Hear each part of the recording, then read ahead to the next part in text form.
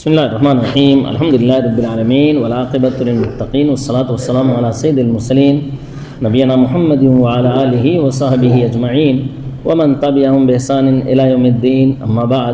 میرے مسلمان بھائیوں، مساجد اللہ رب العالمین کے گھر ہیں جہاں نماز قائم کی جاتی ہے، قرآن مجید کی تلاوت کی جاتی ہے، جیسا کہ اللہ رب العالمین کا ارشاد ہے فی بیوت اذن اللہ ان ترفع ویذکر فیہا اسمہ۔ اللہ رب العالمین کے گھروں میں اللہ کا حکم ہے کہ ان کی قدر و منزلت کی جائے اور ان میں صرف اسی کا نام لیا جائے۔ چنانچہ مساجد ہر طرح کی توجہ اور دیکھ بھال کی مستحق ہیں۔ یہ زمین پر اللہ رب العالمین کے گھر ہیں اور اللہ کے نزدیک سب سے زیادہ پسندیدہ جگہیں مساجد ہی ہیں۔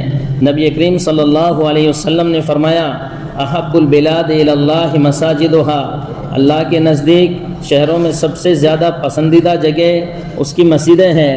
اللہ کے رسول صلی اللہ علیہ وسلم ہمیشہ مساجد کا خیال رکھتے اور اس کے معاملات کو اہمیت دیتے تھے۔ مساجد کے دیکھ بھال کی اہمیت کا اندازہ عائشہ رضی اللہ عنہا کی اس قول سے ہوتا ہے کہ نبی کریم صلی اللہ علیہ وسلم نے محلوں میں مسجدیں بنانے کا حکم دیا اور یہ بھی حکم دیا کہ انہیں پاک صاف رکھا جائے اور خوشبو سے مہکایا جائے۔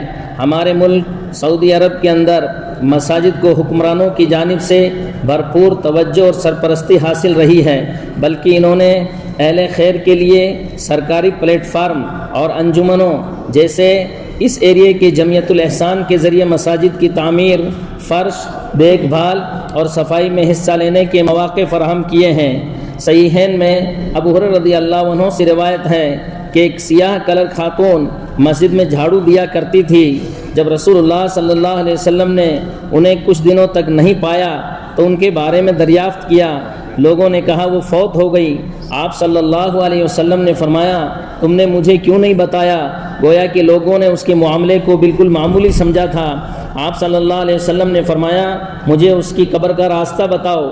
انہوں نے راستہ دکھایا تو آپ صلی اللہ علیہ وسلم نے ان کی نماز جنازہ پڑھی اور فرمایا ان قبروں میں ان کے رہنے والوں کے لیے اندھیرا بھرا ہوا ہوتا ہے اور اللہ تعالیٰ میری دعا اور نماز کی برکت سے انہیں نور سے بھر دیتا ہے۔ لہٰذا ہمیں چاہیے کہ ہم مساجد ان سے ملحق سہولیات جیسے وضو خانے اور ٹھنڈے پانی کی مشینوں کی صفائی پر پورا دھیان رکھیں اور اس میں حصہ ڈالیں تاکہ مسلمانوں کو اللہ کی طرف سے اجر ملے اور نمازیوں کی دعائیں حاصل ہو۔ اللہ رب العالمین کا ارشاد ہے انما یعمر مساجد اللہ من آمن باللہ والیوم الآخر واقام الصلاة وآتى الزکاة ولم یخش الا اللہ فعسى اولئک ان یکونوا من المہتدین۔ اللہ کی مسجدوں کو وہی آباد کرتے ہیں جو اللہ رب العالمین اور قیامت کے دن پر ایمان لاتے ہیں، نمازیں ادا کرتے ہیں، زکوٰۃ دیتے ہیں اور اللہ کے سوا کسی اور سے نہیں ڈرتے ہیں۔ جابر رضی اللہ عنہ سے روایت ہے کہ رسول اللہ صلی اللہ علیہ وسلم نے فرمایا من بنا مسجدا للہ کمفحص قطعۃ او اصغر بنى اللہ له بیتا فی الجنہ، جس نے اللہ کے لیے ایک پرندے کے گھونسلے کے برابر یا اس سے بھی چھوٹی مسجد بنائی، اللہ اس کے لیے جنت میں گھر بنائے گا۔ میرے مسلمان بھائیوں، اللہ رب العالمین سے ڈرو۔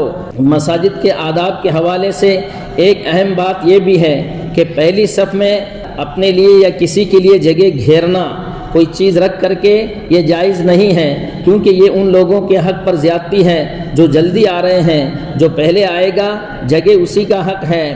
اسی طرح مسجد میں آنے والے پر لازم ہے کہ وہ اپنے نمازی بھائیوں کو قول و فعل سے تکلیف نہ پہنچائے۔ یہ اللہ رب العالمین کی گھروں کی تعظیم، اللہ رب العالمین کی تعظیم کا ایک حصہ ہے۔ ذالک ومن یعظم شعائر اللہ فإنہا من تقوی القلوب، جو اللہ کی نشانیوں کی تعظیم کرتا ہے تو بے شک یہ دلوں کا تقوی ہے۔ لہٰذا مسجد کے دروازے پر راستے میں جوتے نہ رکھیں، کیونکہ اس سے دوسروں کو خاص طور پر معذور شخصوں کو جو ہے تکلیف ہوتی ہے۔ اسی طرح اپنی گاڑی اس طرح کھڑی نہ کریں جس سے مسجد کی پڑوسیوں کو تکلیف ہوتی ہو۔ یہ وہ منفی امور ہیں جو اللہ کے گھر آنے والوں کی شایان شان نہیں ہیں اور اسلامی آداب اور دوسروں کو تکلیف پہنچانے سے بچنے کے اصولوں کے مخالف ہے۔ بہت سارے بھائیوں نے نماز کے اوقات سے باخبر کرنے کے لیے اپنے موبائلوں میں موبائل فونوں کے اندر اذان کی الارم لگا رکھی ہے، اور جمعہ کے دن امام کے خطبہ شروع کرنے سے پہلے تمام موبائل فون ایک ہی ساتھ بجنے لگتے ہیں، جس کی وجہ سے نمازیوں کے لیے خلل اور پریشانی کا باعث بنتی ہے۔ لہٰذا ہمیں ان تمام چیزوں سے بچنا چاہیے۔ اللہ رب العالمین سے دعا ہے کہ اللہ رب العالمین ہمیں دین کی سمجھ دے۔ وصلی اللہ علی نبینا محمد وعلی آلہ وصحبہ اجمعین۔ والسلام علیکم ورحمۃ اللہ وبرکاتہ۔